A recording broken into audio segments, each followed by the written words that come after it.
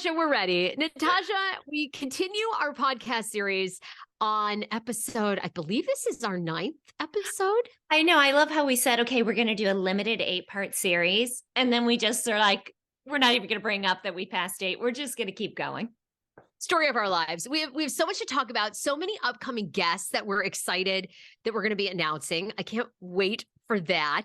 But today we're talking, I love this topic because obviously very close to my heart. It's happened to me, but we're talking our pregnancy journeys, miscarriages, OBGYNs, tips and tricks that kind of helped us get pregnant, stay pregnant with a healthy pregnancy, and basically just the journey of becoming a mom. Yeah. I love this topic. It's all about the vagina today. That's what it's all about. I had to say that because the girls are home from school and they're in the other room because we're getting the basement worked on. So they're stuck up here and I just have to embarrass them every chance I get. You can see Sophie in the background. Vagina, vagina, vagina. Well, poor Sophie is going to get the whole tutorial, the whole thing. What?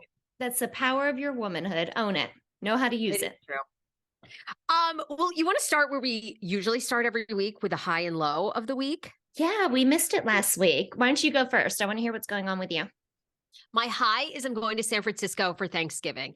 And I am visiting a college friend that I've not seen in years. She and her wife live there. They have 3 children of their own. They have their own pregnancy journey. And my best friend from high school, her sister lives in San Fran. So I'm having Thanksgiving with them. Believe it or not, all these years, I have always gone to my mom's or Dan's, like always been with family. I think I missed one Thanksgiving in college when I was abroad. This is the second Thanksgiving ever I've been away from my mom or like my mother-in-law. So this sounds strange, but I feel very adult. I don't know. Does that make any sense to anyone? It does. It does. What are you getting like the guilt over not coming? Because I'm like you. I've only missed a couple, and that was because I was at an in-law's house. Like that's it. There is no way my mom would let me out of Thanksgiving, except maybe an in-law. Does your mom guilt you? No, she's pretty good. And actually it's funny. She's more a guilter of Christmas. Like she's not so big into Thanksgiving. So she doesn't care so much about that one. But yes, I feel a lot of guilt because we're supposed to be with my mother-in-law. And my mother-in-law is an amazing mother-in-law and never would say anything. But I do think she was kind of hoping, that we would come home for Thanksgiving. So I have absolute guilt. 100%. So anyway, that was my high for the week. And my low for the week, what was my low? You know what? I'm curious about if this happens to you. Nothing was particularly wrong, but I was in a really negative rut this week. So just being negative about my career, my life, everything like, and I think part of it is I'm battling a cold. So when I'm sick, I'm a little bit more dramatic, but I kept thinking it was just like 2 or 3 days in a row where nothing was wrong. And I'm like, you shouldn't be feeling so negative towards other people and, the world. And sometimes I'll get in this like, the world. And I get impacted by news stories, like here in LA, there was a news story of a guy who ran into 25 sheriff's recruits and he was released from custody, like after he was arrested. And I was so infuriated. So I don't know. I need to probably go back to therapy to get ways to like shift out of why am I taking on all that? Anyway. I totally get like that. And you're absolutely like, don't minimize if you're sick, like it weighs on you emotionally. That happens. I tell the girls this all the time because whenever they get sick or like how I was sick last week, I always have emotional breakdowns. Like it wears you down physically, which then wears you down emotionally. You're not getting as much sleep. So I totally get like that. And sometimes I just have bad mom ruts. Like I always feel like I'm failing one kid or not getting enough stuff done around the house or not working hard enough with our stuff. Yeah. It's just being a mom. Yeah. Mom rut. Mom rut. So there's my high and low. What about you? So I was giving some thought about my high and my low, and I feel like I complain about this poor dog too much. I feel like I'm going to look back at all these podcasts and she's going to be the low for like 90% of them. She's ashamed right now on the ground, but I have a good June story. June, our like 1.5-year-old boxer. So she has like major separation anxiety. Whenever I leave the house, I usually have to bring her with me, but you can't. She's a 60-pound dog. I can't take her to Target or with me everywhere. So I've been struggling with where to leave her because we had a big crate that we were putting her in, but she gets so crazy that she actually, we came home the other day and she was bleeding on top of her nose from trying to push through like the wire grates on the crate, and she scrapes it across the floor. She bangs it into walls, like she loses her mind. So we started like puppy proofing the living area where I'm at now so we could just leave her out. She always figures out something, but it was going well the last few times. Well, I took the girls out to Target over the weekend and we came home and we left June out. Like, I puppy proof, but she was in the living area. Opened the front door and there was smoke in the house, like legit smoke. And it had that, the smell of burning plastic, Yeah. like that Yep. distinct smell. It smelled of that. So we're like, oh my God, what's burning down? What did she do? Turns out I bought a new coffee maker. I got a cute little Keurig, and the old one, I had set it down on the stove. Like we have an electric stove with the knobs at the back. I just like Yep. moved it over, not even thinking. Well, she likes to jump on the counters to look for food. And I guess she jumped up, knocked the coffee maker perfectly into the stove knob, turned the stove on high, and melted the whole plastic bottom of the coffee maker. Like, thank God we only were at Target for a few hours. If we had been out longer, the dog would have burned the house down. Oh my God. Insane. I know, right? She is, oh God, she's such a pain in the butt. She's the snuggliest, sweetest, best family dog, but she's going to burn down the house. I literally Oh, don't know what to do with her. this is why, like, it's so funny. I mean, because people everywhere now have pets. Like, I don't miss like having a pet. Like, I wish no harm on animals, but I've never been a huge animal lover, and I love not having a pet because it is always something. It's always It's something. always something. And it's like, when Harry's not here, when he's with his dad, I'm like, that's my downtime. The girls are older, they can entertain themselves, but it's not. I have another toddler and it's a dog. I know, She's and they're a such a lot of work. handful. How She's did you so end? much work. How'd you end up with a boxer? It's such a high energy dog. Like Oh I my would get a God. lethargic if I were getting a I dog. know. I told the girls, I was like, I want a pug. I just want a fat, cute pug that just like sleeps there and snores and does absolutely nothing.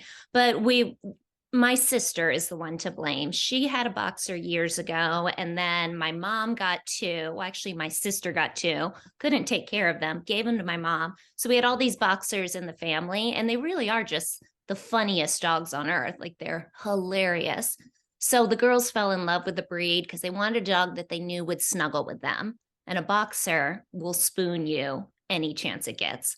So, I mean, I said yes. It was right after we didn't get Skittles, and it was just, emotional A moment of manipulation that I would have said yes to absolutely anything they asked me for. I oh, I know. So, okay, yeah, so the dog almost burned down the house. That's the low. that's a lot. Yeah. Yeah, that's a low. That's a bummer. I guess my high would be, it wasn't kind of like you said, not one thing in particular, but in a good way.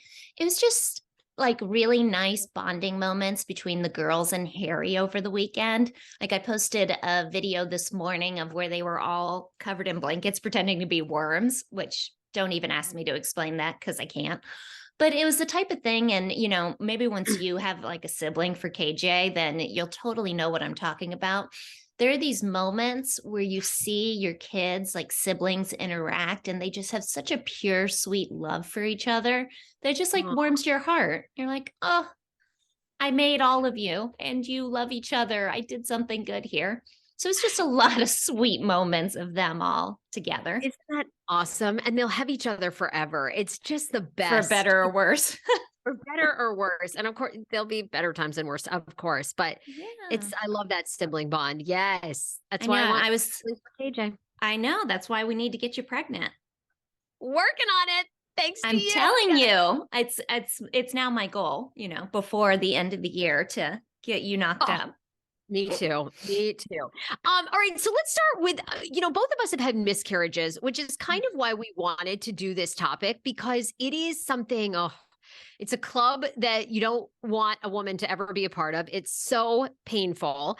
And yet, so many women, oh my God, so many women have miscarriages. I'm sure not only you've had one, you've known girlfriends. I've had so many girlfriends that have had just wild pregnancy stories. I want you to tell your miscarriage story and how that's, I guess, shaped you. Do you still think about it? And, overall, because I know you've always wanted to be a mom, just your journey of having your kids. The I feel like the thing about miscarriages, you get a lot of good advice as a young woman. Like you get advice about what it's going to be like to be a mother, or you get at least advice about marriage. But at least for me, nobody talks to you about the gravity of what a miscarriage is actually like. There's all those when it happened to me, it was right before I was pregnant with Harry, literally weeks before.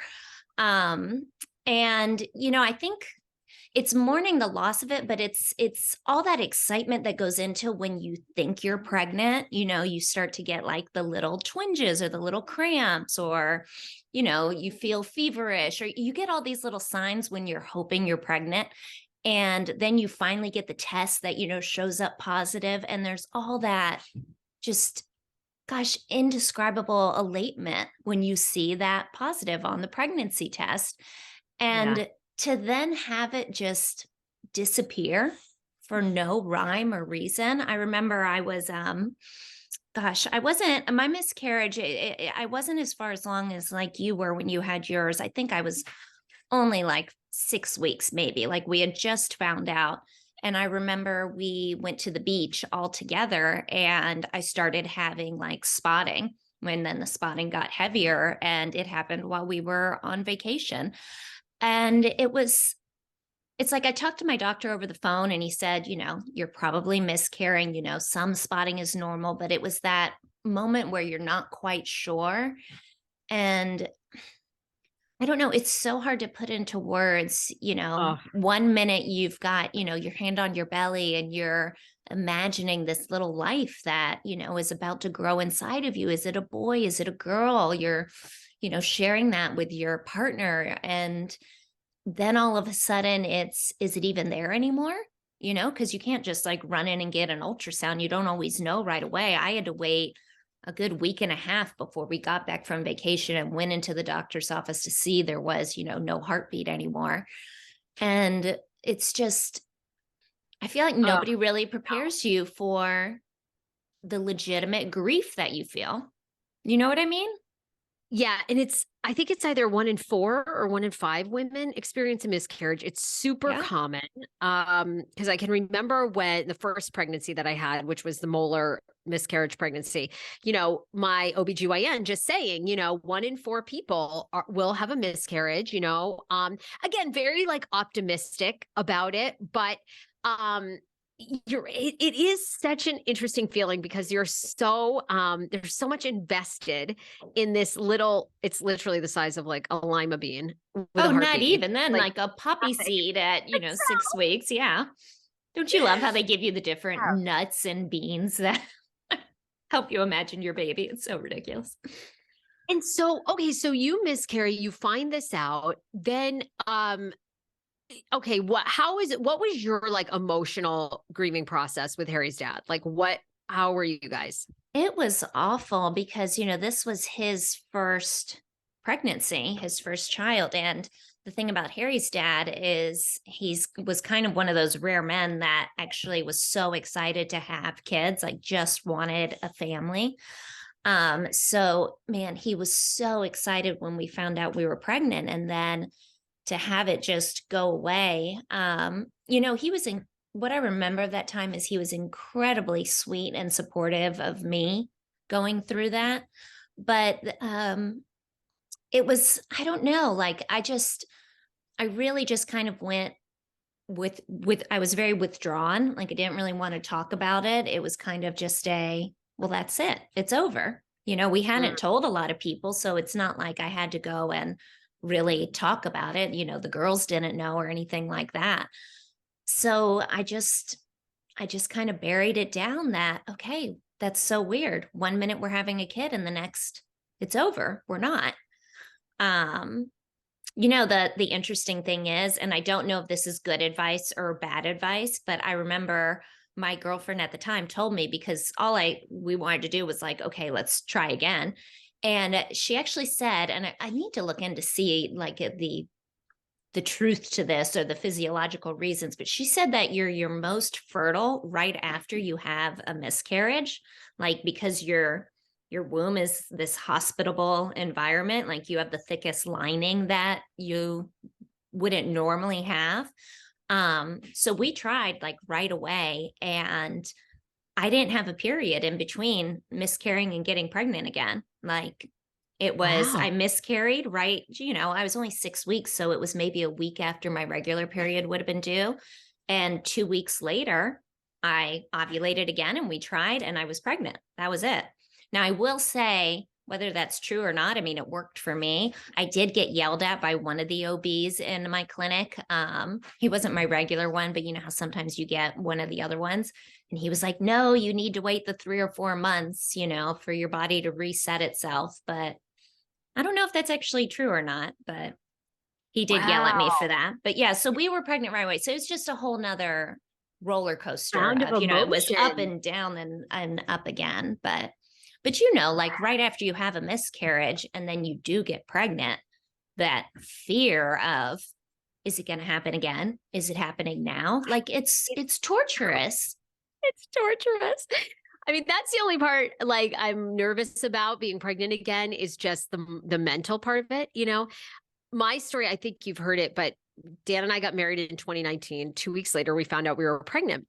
And it's interesting, like looking back, I never felt like good. I never felt bad. Like I never got morning sickness. With KJ, Mhm. one of the signs they tell you that's been studied that's a healthy pregnancy is morning sickness. Morning sickness is actually a very good sign that you're having a healthy pregnancy. And with KJ, I was like, oh my God. I mean, I literally felt like I was on a boat. Like it was just, unless I was laying down and I got the motion bands, which worked like a charm. I mean, I couldn't eat. I never threw up, but I just was like, oh my God, I never felt like that. I was definitely motion sick. So with the first baby, I was very cocky about it. I thought, oh, we got pregnant the first time. I'm going to knock out all these kids that I want. It's going to be so easy. What are people talking about? And what was really wild with mine is the first 8 weeks, everything was fine. Everything looked fine. There was a heartbeat. There was a fetus. Like we went in, the blood work was fine. We did Oh, you genetic got testing. past the 8-week mark. Oh yeah. Yeah. Oh eight gosh. weeks. Genetic testing came back. There was nothing picked up that was abnormal. So we went in and I was so thinking that everything was great. At the 12-week mark, because I was over 35, they send you to a maternal fetal medicine OBG just to make sure everything is great. So I even delayed that for a week because I was like, oh, things are fine. Like, I'll just go. So the 13th week, it was like the 13th or even maybe the 14th, I went and the woman that gave us the sonogram, which is always a telling moment, was the minute she started the sonogram, she was like dead silent. It was just like Oh, silence in the room because obviously she knew what was happening, right? But I'm seeing this fetus. So I'm like, oh my God, they're moving, they're kicking. Like you could see feet, you could see. oh, She never said anything. And she just said, I just have to, I'm going to go get the doctor. The doctor will be in, and we'll be right back. So, thanks. And, lots of times, like if things are good, they go, oh, here are the pictures. They're like printing out yeah. there were no pictures. So the doctor came in. I absolutely adore her. I want her to be on, this podcast, Dr. Kelly Orzakowski, who's in Virginia. I highly recommend her. If you are high risk, she is like beyond fabulous. She came in and she was just like, there wasn't even really a hi. She was just like, I have to just be honest with you guys. You're having a molar pregnancy and your baby is not going to live. I mean, Oh. you can't even believe it. You're like, okay. But And wait, there's I'm not familiar. What is a molar pregnancy? So a molar pregnancy is when two sperm fertilize one egg. So the the baby gets a double set of chromosomes. And even if they were in very rare cases, sometimes a child can be born, but they're very deformed. Like they may not have eyes, they might not have, and they don't live. It's very proven and documented. They only might live like a day or two, and then they die. Their lungs never develop. Like there was all kinds of fluid around his heart, and so they said basically at some point he's probably going to die in utero. Oh my And he did. gosh, Sarah. Like a week. Oh my God, it was brutal. It was brutal. I didn't know that much about your story. I knew you had a molar pregnancy, but I had no idea you were that far along. That's incredibly traumatizing. We had the D&C at 15 weeks. So, and then of course they did the testing to confirm it was a molar pregnancy and also knew it was a boy. And oh my God, it was just such an emotional wreck. I mean, and the craziest part about my story is, like you were saying with miscarriages, lots of times I've even heard a lot of people say if you have a miscarriage, you can try 30 days later. Doctors have said. I feel like my OBGYN even said that. Yeah. I don't know. I mean, we did, but yeah. So you had, hold on, wait, before you move on, you had a full like 2-week period between when you went in and found out before you actually had the D&C and miscarried. What were those 2 weeks like? I mean, you basically just had to sit around and wait for it to happen. No, they were giving us the option of a medical abortion, of basically saying that you should terminate this pregnancy for your own safety, because what happens, and this ended up happening to me, all these moles and cysts grow in your ovaries and placenta. Okay. So like they're growing while the fetus is growing because everything is chromosomally messed up. They have to do a D&C, scrape out all those cells. And in rare cases, if they don't get all those cells, they can grow back, they can hemorrhage, and you can need rounds of methotrexate shots, which are a form of chemo. I didn't even know this could happen. And by the way, this is very rare. Okay. This is very, very rare. Like both of my OBGs have been practicing for almost 20 years. And they were like, you're the only person this is like, lots of women have molar pregnancies, but usually they remove the D&C, your HCG levels go down, and maybe you have one methotrexate shot and then it's fine. Like, and maybe 6 months later you can try for a baby. My HCG levels after the first D&C started to go down, but then they went up. So they knew the mole was still there. And I never stopped. My gosh. I never stopped bleeding. Like after the miscarriage, like I just kept, not a lot, but like I kept bleeding. So anyhow, emotionally, we were a disaster. Thankfully, we already went to therapy. And the hardest part was our cousin on Dan's side was getting married that weekend. So we found out on a Thursday. We had to fly to Michigan on a Friday to go to this wedding. And of course, we wanted to be happy and celebrate them. So, people knew that we were pregnant. So they were like, how's the pregnancy going? And I was just like, gosh, Sarah. We're not pregnant. It was, oh my God, Natasha, when I tell you, it was so draining. I cannot even, and he passed that weekend. I never had any bleeding, but I had diarrhea. So I knew, and like stomach pain. So I knew something was going on. But I was very skeptical at first of Dr. Kelly, because I was like, I don't know. Is she telling me the truth? Like all kinds of crazy thoughts. Are they trying to just like abort this child for medical research? I mean, I was like so out of it. So I wanted a second opinion. So Monday, when we got back, Monday afternoon, I went for a second opinion, and the woman immediately was like, there's no heartbeat. Like he's passed. Like you are definitely having a molar pregnancy. And exactly what Dr. Kelly told me, you're going to have to now, because he had passed, you're definitely going to have a D&C, which is what happened like 5 days later or something like that. So, it was awful. And then our case, of course, the mole grew back. I woke up one morning, started hemorrhaging.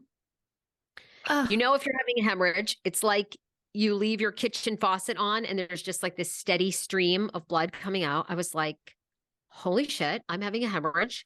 Called 911, got there, and it was just by the grace of God. Dr. Kelly happened to be in that day in the hospital. because it's a very specialized procedure to do a second DNC. And you're not supposed to have a second DNC so close to the other one because you want your uterus, the lining, everything to heal because it's been scraped. But of course, I was bleeding out. So they had to. By the grace of God, she was in the hospital that day. And all I remember before they put me out was she was like, we're going to do everything we can to save your uterus. But if we can't stop the bleeding, we may have to give you a hysterectomy. And, you have to sign the paperwork there. And Dan was there. You have to sign off the paperwork that they can do what they have to do to save your life. It was what? It was when I had no idea. I had no idea you went through all of that to that extent. Oh my gosh, I am so sorry. It was brutal. And then I get emotional about it because it's just thinking about all that. And then we had to wait 6 months to try again because I had to do blood tests, methotrexate shots. It was awful. I don't want to I'm trying to have a baby. My gosh, but so they put you under, and obviously they were able to save your uterus. But when you woke up, were you coherent enough that was the first thing you wanted to know? I was coherent enough. And what did they say? I can't imagine being put under and that question hanging in the balance. I can't even imagine what you and Dan went through. Oh, it was out of body. It was, you just couldn't even believe that it was happening. I came to and they said everything went really well. And we did save your uterus. We had to give you 2 blood transfusions, pints of blood. So then I also knew they were like 4 or 5 months later, you're going to have to go for a hepatitis test, HIV/AIDS test. Oh my gosh. It was crazy. It was crazy. And what gets you through? Amazing therapist, our faith. My mom came into town. It was just a wild time. And then when I did get pregnant with KJ, we got pregnant immediately after we were cleared to start. So 6 months later. And I'm not going to lie, because really, to me, I didn't feel comfortable until after the 18-week mark because they do the spina bifida test. Mm-hmm. Then I cannot say I enjoyed it. The 18-week mark. So you didn't let yourself really believe it was happening until well into your second trimester? Yeah. And we did not tell anybody aside from family and very close friends until I was 22 or 23 weeks. Cause the longer you go along, the more likely you are, it's just going to be a good, your chances go down, but right. My goodness, Sarah. It was brutal. Anyway, I don't want to discourage. So are you ready to try again? I don't want to discourage women. All I can say is the best advice. And I had awesome OBGYNs. They were like, you need to talk about it. You need to keep talking about it because when you do get pregnant, you don't want to be carrying this grief and anxiety. And of course you carry a little of it, but you don't want to be carrying that. It still makes me emotional now, but you want to have a healthy pregnancy and, think positive thoughts. So it was really hard. I'm not gonna lie. I remember the one piece, and my story is nowhere near what happened to you, but I remember when the one person I talked to was my mom, of course, because I talked to her for everything. And, I was doing the whole why thing. I don't understand why, Mom. Why did this even happen? Why did I even get pregnant if it was just going to be taken away?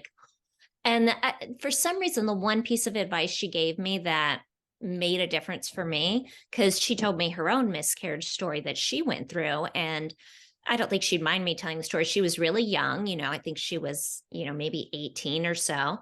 And she was pregnant, and then she went into, I think it was the bathroom at work. She worked at a department store and was having a miscarriage and didn't tell anybody, went through it all by herself, just wadded up a bunch of toilet paper. And I remember, the story that she told was just, I can't believe you went through all that completely by yourself, Mom.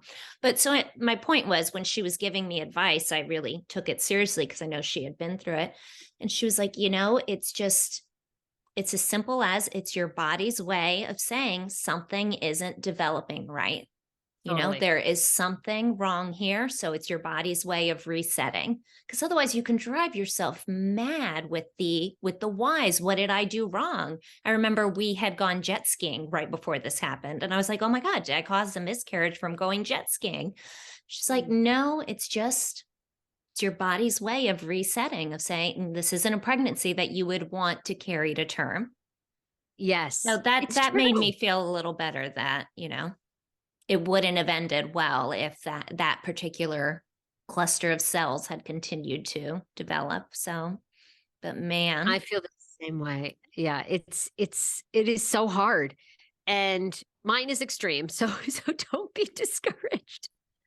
Mine most of the time that never happens, but it was crazy. All right. We have so many okay. questions to get to. So, okay, we'll move on. Let's move All on right. to the positive, the getting pregnant, because I have some tips for you and for all the women out there, tips that were given to me that have worked every single time I've gotten pregnant. Every All right. Well, single tell time. me. I cannot wait to hear these because women love to hear this. I'm trying to think. I did acupuncture. That was the big thing and just ate healthy. And Mhm. Dan was a vegetarian. That was like all we really did. Anyway, I don't know if How I is was it? doing it. No meat. Yeah, no meat. Tell me your tips for getting pregnant. Now, here's my tips. And I say this because I got pregnant very easily with all three of my kids, pretty much on the first try with all of my pregnancies. And I can't imagine what it's like for women that struggle with infertility, with trying every single month and the disappointment and getting your period every month, wanting nothing more than that. So when I give out this advice, it's not lost on me that it's not that easy for everybody, that it's extremely hard for a lot of women. But this was my method that I used that worked. And I wonder sometimes, I'm like, now that I was a lot younger, even when I had Harry, I was 37, 38. Okay. And I wonder now if it would still work, but here it is. So what I did was you remember the book that I sent you? It's called Taking Yes. Charge of Your Fertility. It's an Yes. old book. I think she wrote it in like the 70s or something. And it's this I thick just book. ordered it. Yeah. Tony Wishler. I just ordered it. And I emailed her to be on our show. And she said, Natasha and Sarah, I would love to, but after 30 years in this space, I'm no longer in this space. I don't want to be in this space. I wish you all the best. Hope you understand. She's done. Yeah, She's her got reply something was right. so funny. She's like, I'm done getting women knocked up. But I'm telling you, her book worked. A girlfriend of mine, that my best friend in college, Brooke, she's the one that sent it to me after it worked for her. She's used it for all of her pregnancies.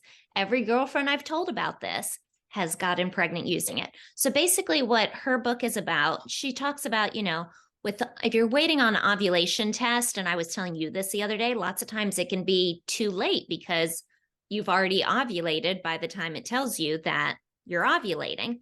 This more focuses on like the week before you ovulate. So what she has you do, and I recommend, I did this with getting pregnant with Harry, is downloading an app like that tracks not just your cycle, but because you can put in like your temperature every day. Do you have one? You're pulling out your Yep. phone. I use Ovia Health. I don't know. I just like the layout, but everybody has a different one. There's so many that There's people so like. many. Yes. But does that one track changes in your cervical fluid? Yes. There's a little option here, cervical fluid, and you have to write, is it like egg white, water, Yep. school glue? None. Does it say school glue? Yeah. That's disgusting. I'll never look at school glue the same way again. That's one of the options. But basically, I mean, that's what it's all about. It's all about the cervical fluid, because basically what happens is in the weeks before you get your period, as you go through your cycle, your cervical fluid changes. And the reason cervical fluid is important is because it's what sperm need to live in. So if you don't have very good cervical fluid, which the one you're looking for is called the egg white creamy, basically you have to Okay. check every day. You have to check your vagina every single day and see And what it's like. okay, sometimes when you wipe, you see it, but would you do like the Yeah. finger insertion? Would you like, Yes. Full yeah, on. yeah. I You, mean, yeah, you just have to stick your finger in and come yeah. on. Yeah, at this point, I mean, obviously you're trying to have a kid, so other things are going in there. So what's a finger? A finger is fine. Yeah, exactly. It's fine. Oh my God. So you're checking it every day and you'll see that it's going to change. And if it's not changing, this is a good indication that you need to see your doctor because you might not be ovulating. So let's go for right after your period is done. It should be kind of just like dry and almost non-existent. And then as the weeks progress, it'll change to, oh my gosh, I have to remember it all now. Then it's going to change to a lotiony texture, which I guess maybe is school glue. I'm not sure, but it'll change to lotiony. Then what you're looking for and what this book is all about, and there are graphic pictures, is you're looking for the egg white creamy. And in the book, I'll never forget, and she has photos of this, but if you can stretch it in your fingers, like almost like I'm picturing like slime, like Ghostbusters slime, if you can stretch it a couple of inches, that is the money stuff.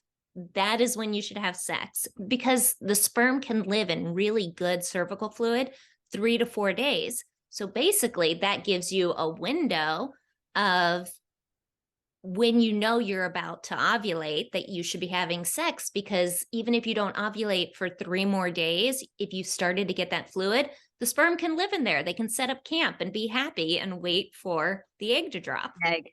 Yes, I just ordered the book, so I can't Yeah. wait to find out. Are you And checking? Do you check?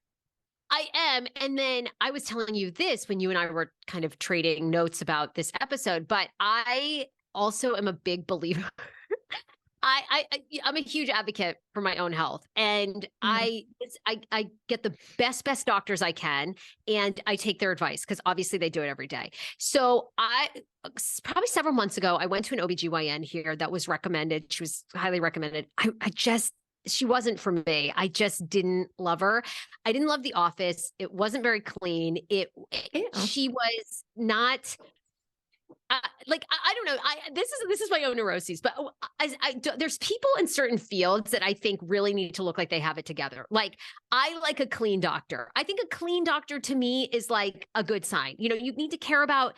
You don't have to be attractive. I'm just talking about like clean office, clean presentation. Like that I means would think something. that's a given to Yeah, but not have like a dirty doctor. Yeah, I have been to a oh my doctor's god. office before where it's just like grimy, like, they don't have cleaning service. And That to me is all. So I didn't love her. And she was very lax in her approach. She's like, you're going to try for 6 months. And I'm like, this is just me. I'm like, I'm 40. I'm not waiting 6 months. Like if this isn't happening in 2 or 3 months, like we're doing all the tests. So I ended up switching doctors. Really like, I've never had a guy out OBGYN.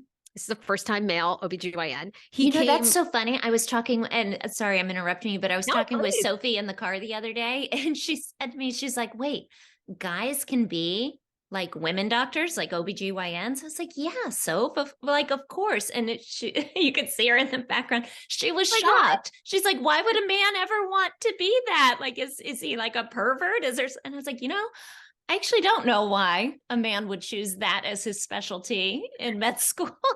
But I've had male OBGYNs. I guess at that point, I didn't think twice about it. But that's And so you know what's funny. So this was wild? your first guy. Yeah, and of course, probably your mom's younger than my mom, but I mean, I think back in the day, all the doctors were men for the most part, so they all had Yeah. male OBGs.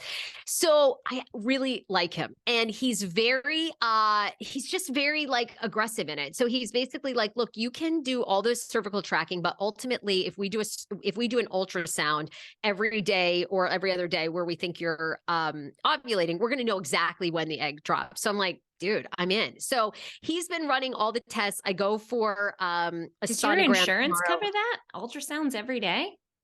No, they're not doing them every I day, was but gonna. it's I was every like, that's got to couple be of days. so No. expensive.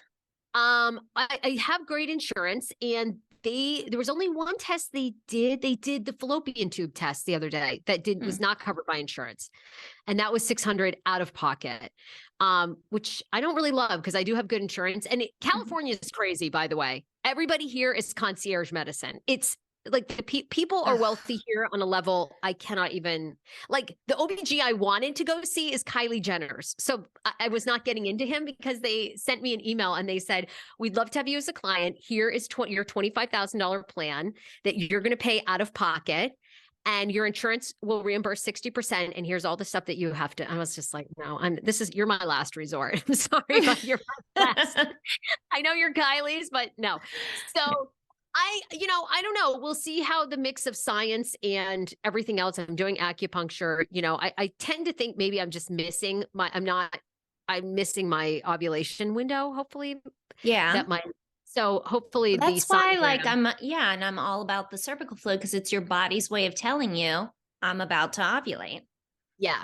Yeah, exactly. So I'm go a ahead. big proponent in get the best doctor you can too. I like mixing, natural medicine and science medicine. I'm a big, and I like trusting like this OBGYN's been doing it for 30 years. And the other great advice my OBs in Virginia gave me is like always align with a teaching hospital and a teaching OBGYN because they have to stay up on the latest science. If you go to an old school OBGYN that's not associated with a teaching hospital, and mine guy is, then they don't have to, they can be practicing.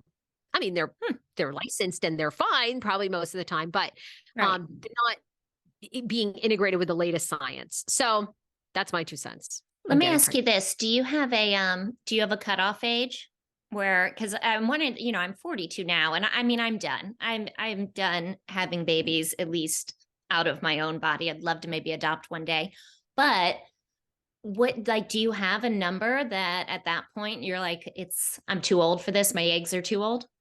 That's a great question. I haven't thought about it. You still have a few years.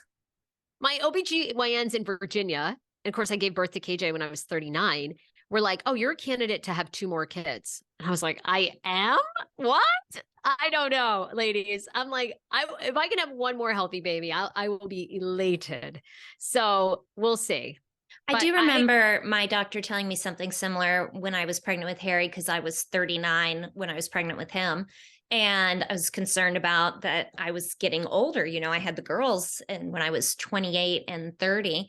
And he was like, oh, please. He's like, I delivered a 50-year-old woman the other day. He's like, you're actually on the younger end of the average age of women that I deliver nowadays. Now, I don't know if that's a good thing, but no, it's the same way. And my OBGYNs in Virginia, by the way, and if you're looking for, this is not an endorsement. I just love them both, but Dr. Kelly Orzakowski, unbelievable maternal fetal medicine. Again, you only need to see her if you're high risk over 35. And then Dr. Ingrid Winterling, like most amazing OBGYN. I had her for 10 years. They were like, I mean, they would call me, they would, come to the hospital, make house calls. I mean, they were just, they never came to my house, but they are just above and beyond. I can't recommend them enough. And the other book that I loved is Emily Oster's Expecting Better. I don't know if you've read that, but no, I don't know that one. It's an awesome book that looks at all the science and all the myths that we're told about having a baby.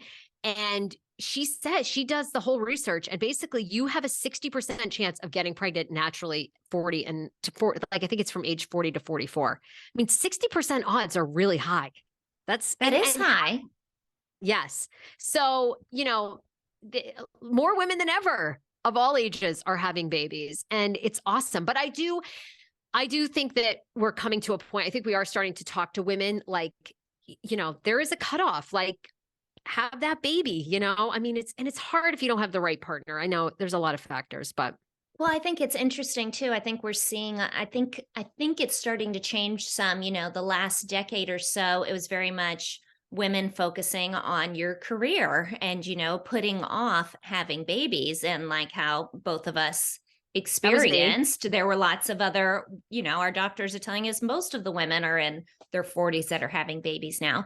But I mean, it's just physiologically, biologically true that it is harder the older you get. Our bodies are at their most fertile in our 20s. And I saw an interesting piece on the news the other day about how now it's starting to change and women this next generation are trying sooner, or trying in their 20s or at least their early 30s, because they're just finding that it is harder to get pregnant the older you get. There's not only all the risks go way up for, Down syndrome and everything else, but it's just plain harder, which is sad because it basically means our bodies see no purpose anymore and are like, just start to wither off.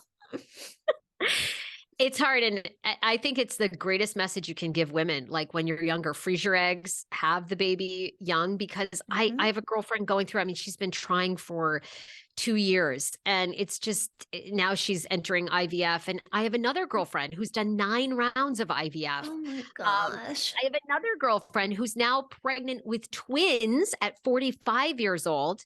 Wow.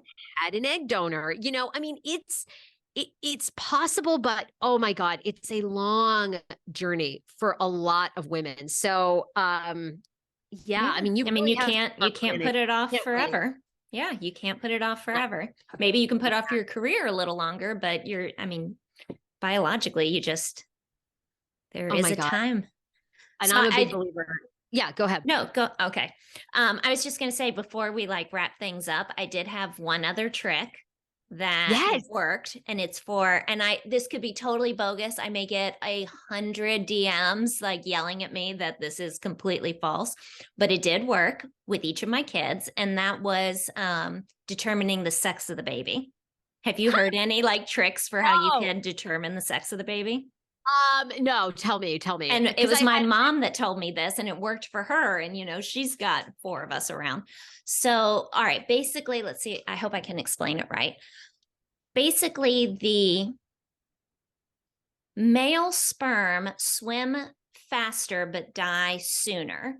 And the sperm that would make a female, that would make a girl, are slower but live longer. So here's how that works. Basically, like I was telling you, once you start seeing the cervical fluid changing, for me, that usually started to happen that it would change to the egg white stretchy, maybe 3 days before I would actually ovulate. okay.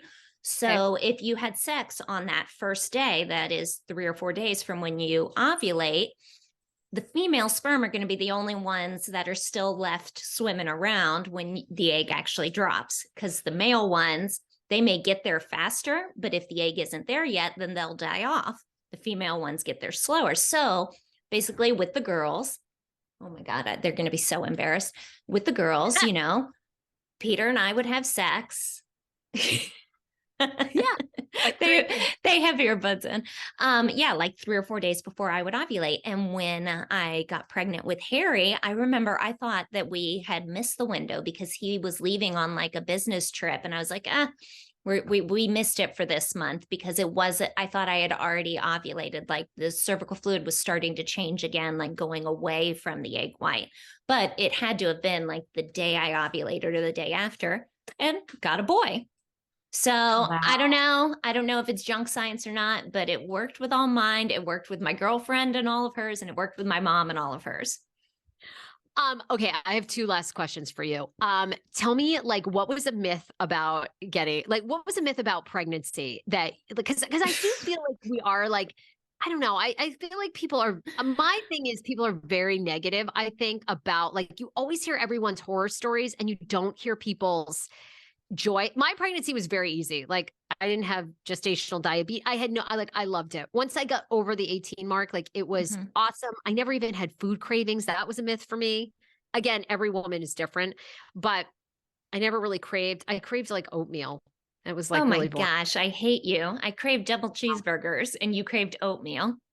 Yeah. And the other myth is gaining all this weight. Did your OBGs tell you? Mine was don't gain more than 30 pounds. That's it. No, and I remember with Sam, my first one, I went crazy. I'm eating for 2. I can have whatever I want. I used to get up in the morning and make I craved breakfast. So I'd make a big skillet, a greasy skillet with fried eggs and potatoes and melted cheese and bacon. And I would eat that every morning. I gained 40 something pounds with her. And, I'm a pretty tiny person. So that was a lot on me. And I had such a hard time losing the weight. So then I didn't make that mistake again. I just ate normal with Sophie and Harry.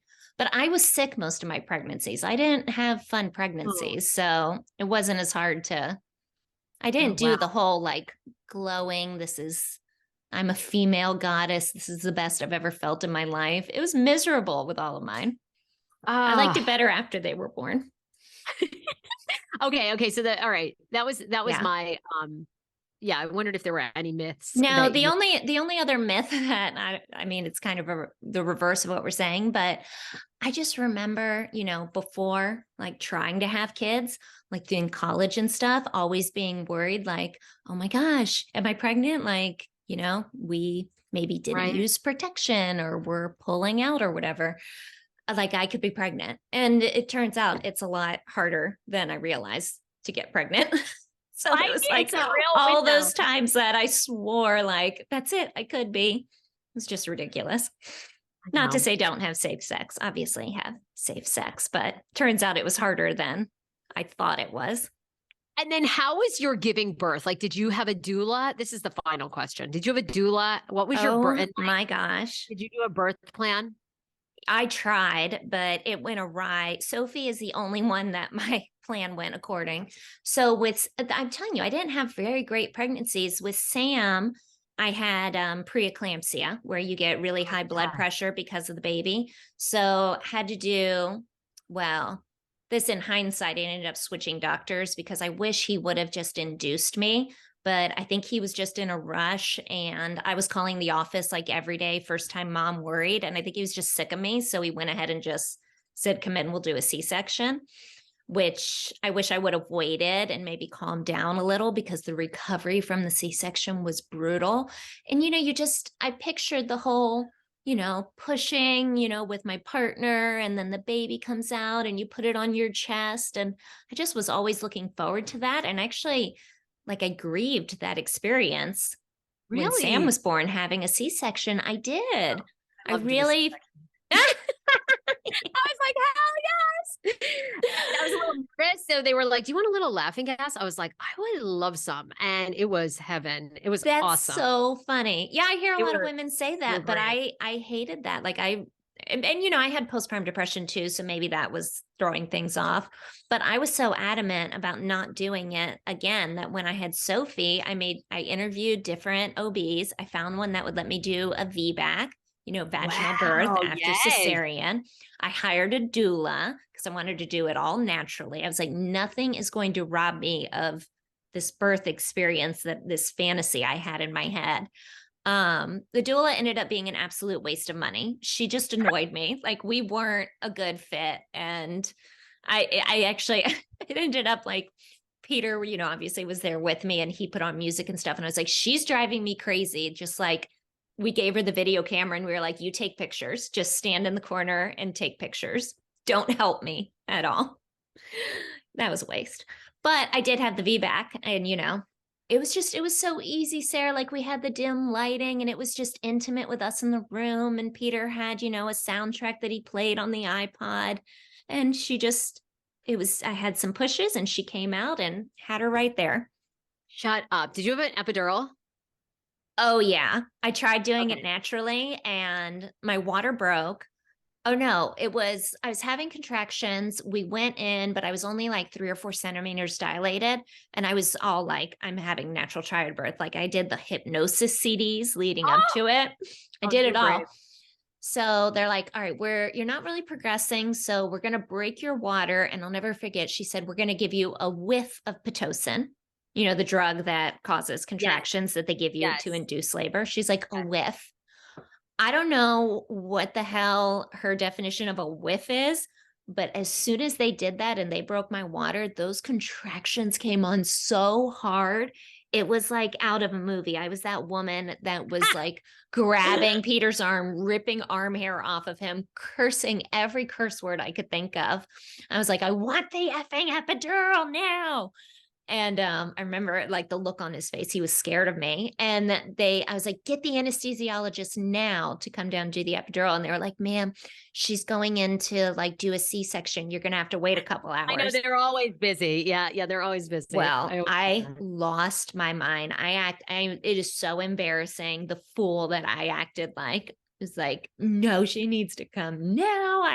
Like I just completely had a meltdown. So she came down and gave a quick epidural and then left. But after that, it was lovely. It was just the most pleasant time I've ever had.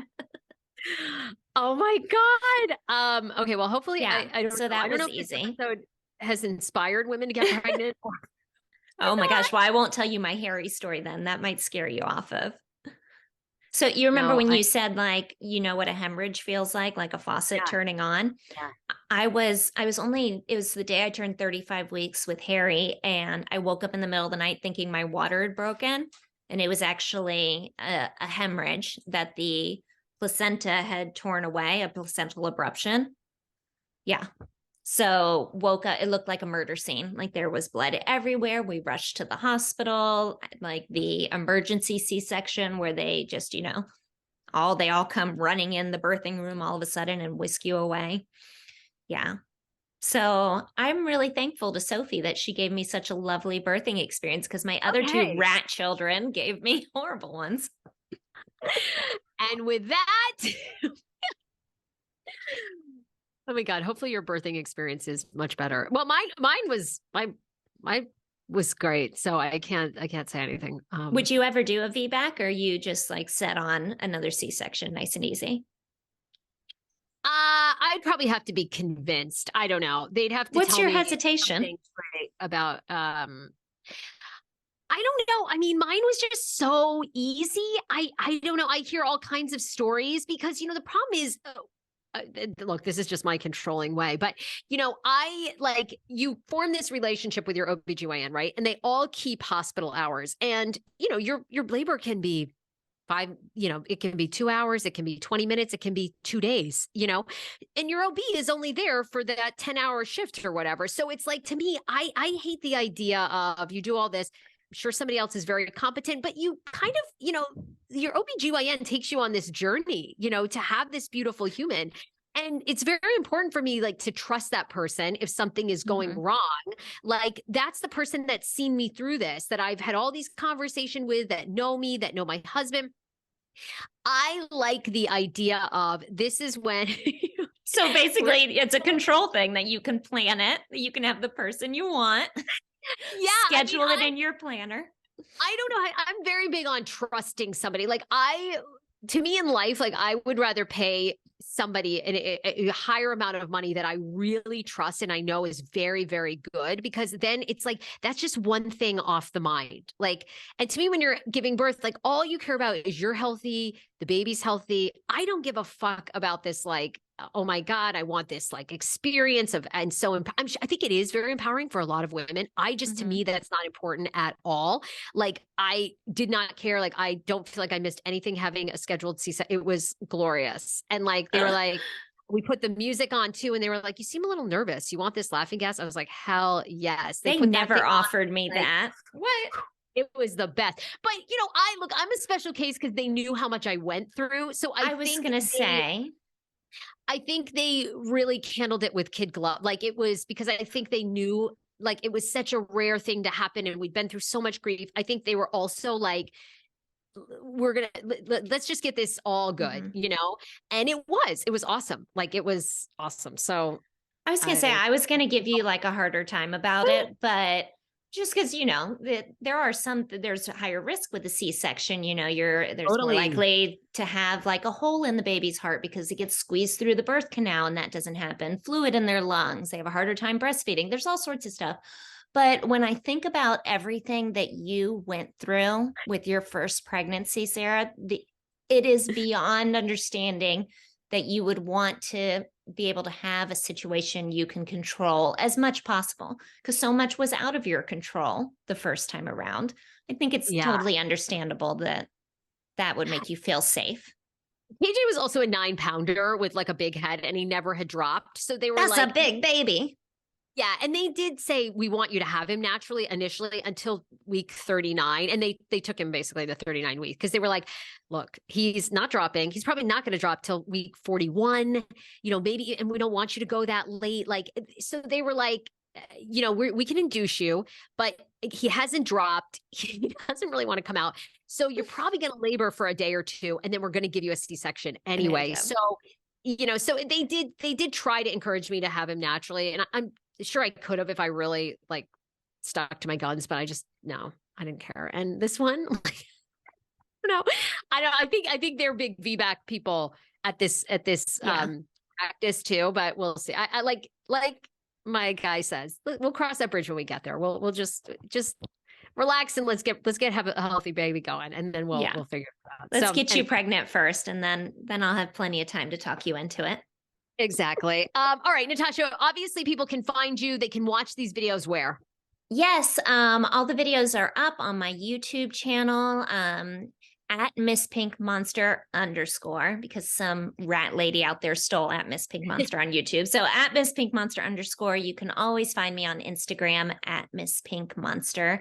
And I love hearing from everybody. So send me a line. Let's chit chat. All right. Stay tuned. This was fun. Love you. This was so good. This was a good one. I love the pregnancy chat. Okay. Yes. Bye, me gorgeous. too. Bye.